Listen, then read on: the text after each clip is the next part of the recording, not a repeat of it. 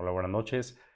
Haré un video muy breve solamente para corregir la omisión que me hizo notar una persona usuaria en TikTok respecto a la presidencia de Mariano Azuela cuando hice la referencia en el episodio 2 de esta serie sobre la reforma judicial en torno a los distintos liderazgos del Poder Judicial de la Federación.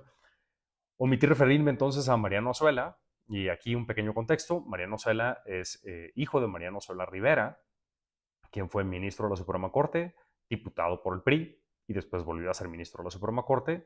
Concluyó sus funciones en 1981, año en el que se incorporó su hijo como secretario de Estudio y Cuenta, lo cual evidencia esto que había comentado previamente de cómo la Corte estaba prácticamente sometida al poder político y cómo se había instalado una cultura en la cual la llegada de familiares no resultaba problemática. Esto no tiene que ver con un cuestionamiento a la capacidad y mérito de Mariano Azuela Huitrón, pero creo que es bastante válido hacer un cuestionamiento sobre si no pudo haber llegado alguien igual o mejor que sencillamente no fuese hijo de un ministro de la Suprema Corte de Justicia de la Nación. Más allá de eso, su presidencia, ya estamos hablando de las épocas que coincidieron con el presidente Vicente Fox, estuvo plagada por cuestionamientos por su cercanía al poder político. De hecho, hay un artículo bastante interesante de Daniel Torres Checa, que les recomiendo que lean, en el cual se hace un recuento de aquellas épocas. En abril de 2004 hay una reunión en Los Pinos entre Vicente Fox, el Procurador General de la República, Maceo de la Concha, y el ministro presidente Mariano Azuela Huitrón, básicamente para platicar de lo que eventualmente desencadenaría en el desafuero en contra de Andrés Manuel López Obrador. Esto tenía que ver con lo que se conoce como el predio del Encino. Había algunos peritajes sobre polígonos para analizar si realmente una persona que había intentado excluir su propiedad de estos predios expropiados para el desarrollo de instalaciones médicas tenía razón o no tenía razón. El asunto había llegado en un incidente en ejecución a la segunda sala, es decir, se estaba diciendo que no se había cumplido con la sentencia. Esto se desestimó. Sin embargo, el asunto continuó avanzando y en mayo de 2004 se llevan a cabo, el gobierno de la Ciudad de México presenta unos peritajes y entonces empieza a llevar a cabo unas obras, lo cual da lugar a que se iniciara por parte de la Procuraduría General de la República este proceso de desafuero. El asunto es impugnado inmediatamente por la Asamblea Legislativa del entonces Distrito Federal en una controversia constitucional 70-2004.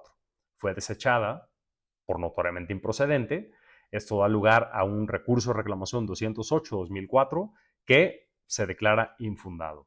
Gracias a esto se puede avanzar con el proceso de desafuero.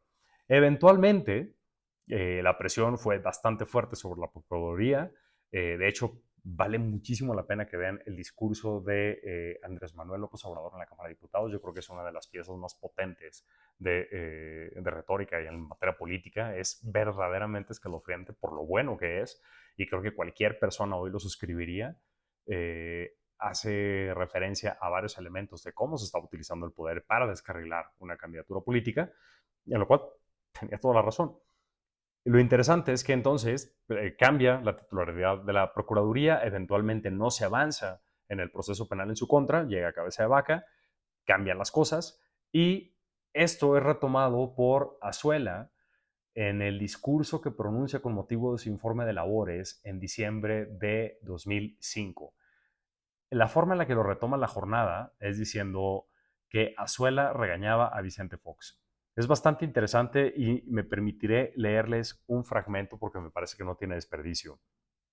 Dice el entonces ministro presidente que para el Poder Judicial no puede pasar inadvertido que en el presente año, con motivo de una resolución con valor de cosa juzgada de un tribunal colegiado de circuito, al haberse dado una violación a la suspensión y vista al Ministerio Público, se produjeron situaciones que se apartaron de esos principios.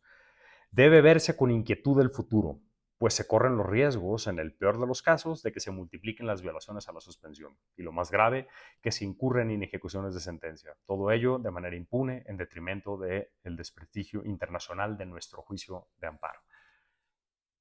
Es bastante peculiar este episodio.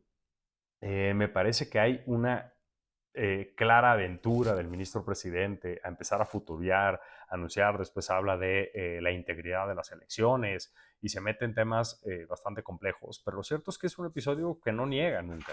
Cuando se lo llegan a preguntar, le hacen un cuestionamiento sobre si había intervenido y él solamente acierta a decir, yo me puse del lado de la Constitución. O sea, los dejo ahí. A mí me parece que es uno de esos episodios que justifican algunos de los hierros y creo que la Corte posteriormente debió haber dicho, a ver, claro, eso pasó, esto no lo negamos. Sencillamente las cosas han cambiado mucho de 2005 a 2011 con la reforma constitucional y eventualmente con las otras medidas. Lo dejo a su consideración.